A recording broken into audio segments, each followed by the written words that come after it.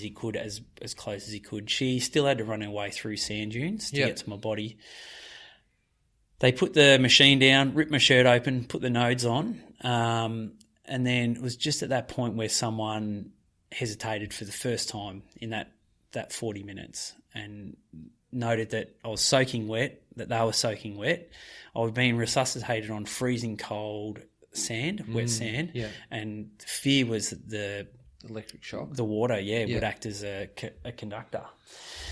So they hesitated for the first time, and that's where a third-year med student rocked up, and he said, "Hey, only he's going to get electrocuted. I did a course on this last week." Right. And he hit the button, and they said, "Well, if that's the truth, then you do it." And he hit the button, and my heart started for the first time in that 40 to 45 minutes. Which can you imagine that feeling? Like if you had been tipping into my life, and then suddenly my heart was beating by itself. I can't even imagine.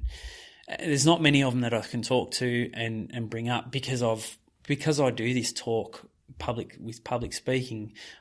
I've researched it really, really closely, and so I've drilled them on questions, and they all get to that bit, and then the emotion is let out.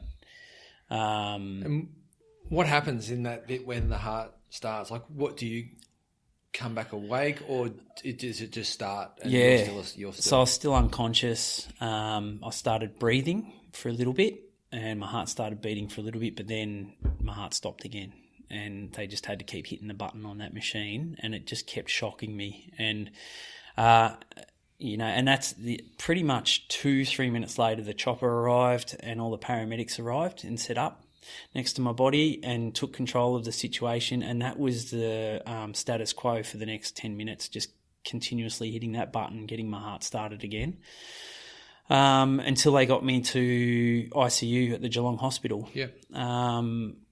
Which was fortuitous in itself. I got the last bed in ICU. Wow. Outside of that, we would have had to go to Melbourne, which was 45 minutes away. Even by chopper, it was probably about half an hour. And then Cal, my wife, was brought into the hospital.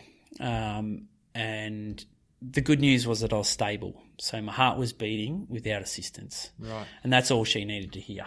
Yep.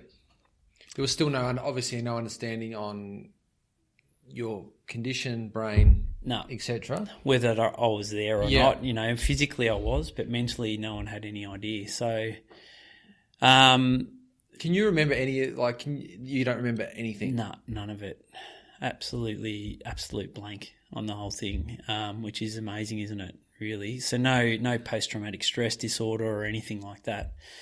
But so for the next 5 days, basically, Cal and my kids would get to the hospital, and that would just be me breathing by myself, heart beating by itself, but non-responsive, no brain activity. And discussions were had with Cal as to what the future might look like, until day 5 of that coma where my eyes opened. And within sort of 3 to 4 days, I started watching people, and then I started talking. Then I started talking clearly and answering questions. And probably about day 5, I got out of bed and walked myself to the toilet with a frame. Yep. And the neurologist freaked out at that moment. They just thought this does not stack up. I was still quite slow. And do you have the stats on a 40-minute manual? Is there any stats that actually compare? No, we should probably track some down, shouldn't we? Because I'd imagine that it'd be in the handfuls if it's happened. Well, my cardiologists, everything for the last 5 years that we've worked through, I've been the guinea pig for that, because they just don't have any clients like me, or that they've gone through what I've been through. So I've met a few guys. Jason Cripps, who was an AFL footballer, he had been gone for 10 minutes. And a very similar situation to myself, eerily similar. That was 6 months after my accident. But outside of that, I don't ever really meet anyone who's been through that sort of an intense situation as I have. So very lucky man, Luke. What, mate? So what happens from there? Like, what are you going through when you actually get back to some sort of normality or health in your view on the world? Yeah, the first thing that happened was I learnt what happened to me that day, and I can't explain. Haven't been able to find the words of the impact that has on you. And especially as I continue to unpack it and hear things that other people forgot or didn't know on the day, it's just does something to you that I can't explain. Yeah. I just the level of gratitude, like there aren't words. Thankful isn't a word that I can. Because this is your life. Yeah. Like without all the bits going right, you're actually not here anymore. No, absolutely. Well, even the theory on my neurological state where I was resuscitated on freezing cold sand, and that's what stopped my brain from swelling, which means no brain damage. Yeah. And neurologically, I've had all my testing and it shows that I'm 100%, which is one of my biggest fears, that I'd have a disability. Yeah. But I'm 100% fine, physiologically fine, so how do you reconcile that? Yeah. I'm still working on it now, 5 years later. I know the effect of it is that morning when I put my feet on the ground, that just the flood of gratitude. Yeah. And the possibilities that present in that nanosecond that I've got 24 more hours to execute. And do you feel that each day? Every day by default. And it's something that I know everybody tries to instill, and we read so many self-help books and around gratitude, but it's something that is absolute default for me and has affected my personality and the way I go about life. And it might be, it's usually straight into the shower, and in that shower I think, righto, whatever happens today, I'm going to absolutely milk it 100%, whether I'm feeling like crap, feeling good. And that's a default that I didn't have in my previous life. Many days I would get up and go, can't be stuffed today. I'd rather just spend a day on the couch. Or just taking it for granted that there's going to be many more days, so I can just... 100% getting sooky, poopy pants. Yeah. And just, Did that naturally, as soon as you got well, because the totality of this for me too is that many people might come back, but as you said, come back in a state that they're nowhere near their capacity, which you've, again, got this gift to be able to come back at complete health, which so many people in, whether it's a cardiac arrest, bushfire, shootings or whatever, people come back, but they're not where they were. Yeah. So you've got this gift of full health. Well, I probably... There was a fallout on my actual heart, like it got scarred and it got pretty messed up, so I was on some pretty heavy drugs. We had to have a few operations where they corrected the pathways, the electrical pathways for my heart. So I was weakened. I'd probably been handed a 85-year-old's body when I got back, and we didn't know, again, there's no precedence. So the cardiologist couldn't say, it's all good, you're going to get better.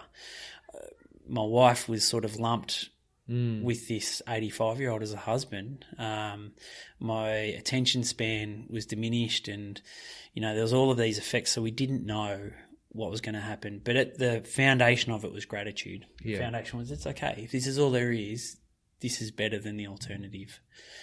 Even that is probably helped you get back to where you are now. Yeah. Because there's this expansive openness of... I'm just grateful. Yeah. That's then allowed the body to heal. Yeah, 100%. And knowing, and it's a massive learn for me, Luke, is knowing that there is no limiter on us. And even with my situation, I'm at the forefront of my situation. I'm leading the way. If someone else goes through what I went through, I can give advice on it. I can tell them what worked, what didn't. And I do that with people all over the world. I get, messages weekly saying, hey, I've been through a similar thing. I feel like crap. yada, yada, and I can get back to them and say, hey, I know it's going to be okay, and tap into your gratitude side and that sort of stuff. How important is that kind of work for you, like for your it's therapy, if you like? It's nothing that I seek, yeah. But when it comes, it feels amazing. It feels amazing to know that right back, you and I were talking about my younger days, what I needed as a young adult was leadership. Yeah. I needed a man to go, oi, do this, don't do that. I needed leadership. I needed a mentor. And for me now, to be able to just do that for people, whether it's, a guy in England going through the same thing that I went through, or a girl in the US going through what I went through, it feels so good to be able to make them feel okay, just to let them know it's okay. It's all going to be all right. Did you wake up this morning? Yep. Then everything's okay as default. That's good. Yep. So let's now pull apart the minutiae of what you're going through and work out, is what you're telling yourself true or is it false?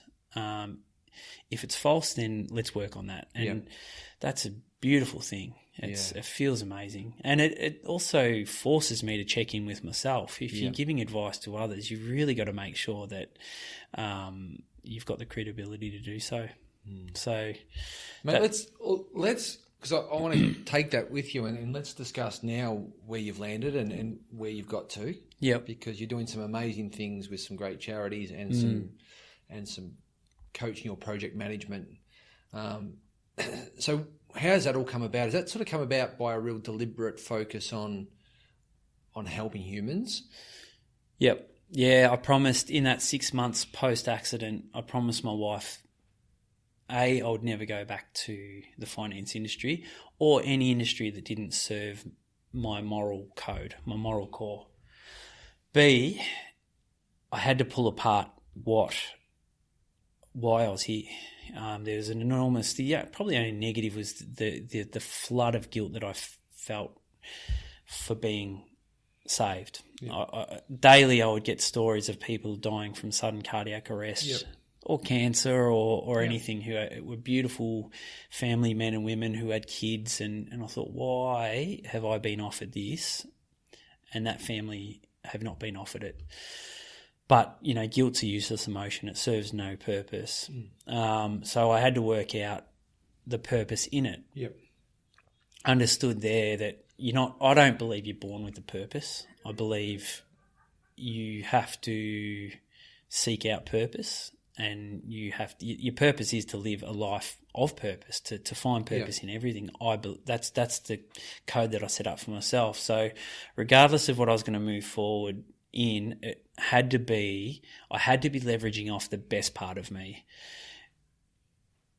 Something in me kept me alive for that 45 minutes. So I knew that I had a strength, and if I could park the ego and work out why that strength, what it was and why it exists, then I reckon I would find my purpose, and I'd find my drive in life. And what it was that need to assist in other humans getting to where they want to go. Yeah. And that growth piece, which was prevalent in my personal training and the fitness industry that I didn't even understand at that time. But I wanted to be a part of growth. I wanted to help people. And most importantly, I wanted to continue down the path that those people on the beach that day started me on, which was using your skill set to help someone who's in need.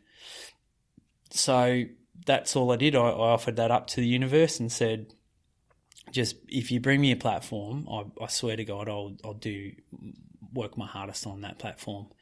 And then, as you would know, Luke, what happens when you do that is the universe goes, righto, I'm up for the challenge. Yeah. And all of these bloody platforms just started appearing. Yeah. Starting with looking for the people who saved my life and getting with them. The project I put a post on Facebook, and it ended up being shared 180,000 times and bounced all around the world. And the project, which is a TV show here in Australia, helped me find the people, which opened my story up to the whole country, which opened up possibilities for public speaking, and